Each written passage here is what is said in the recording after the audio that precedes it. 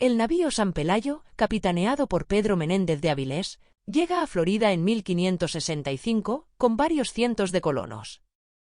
A bordo viaja Martín de Argüelles, natural de Siero, en Asturias. Poco después Martín se casa con Leonor Morales, una muchacha que también viajaba en el San Pelayo.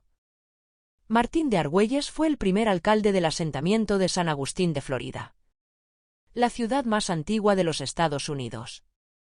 En 1566 nace Martín de Argüelles hijo, el primer niño blanco nacido en lo que hoy en día son los Estados Unidos de América.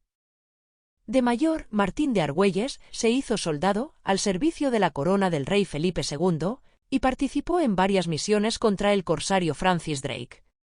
Un documento fechado en 1598, en el que Martín de Argüelles reclama 4 años de sueldo, da fe del año y lugar de su nacimiento.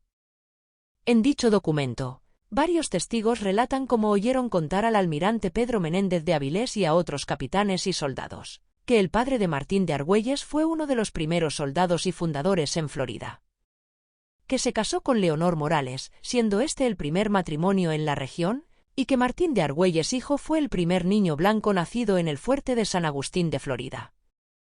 Así, Martín de Argüelles es oficialmente el primer blanco nacido en el actual territorio estadounidense. La familia Martín de Argüelles proviene de la parroquia de Argüelles, un pequeño enclave situado en el concejo de Siero en Asturias. Su iglesia, dedicada a San Martín, fue fundada en el año 621. La iglesia de San Martín de Argüelles, ubicada en la parroquia de Argüelles, Siero, Asturias, es un templo de origen prerrománico. En esta iglesia se encuentra la inscripción fundacional más antigua relacionada con el culto cristiano en Asturias, datada en el año 621.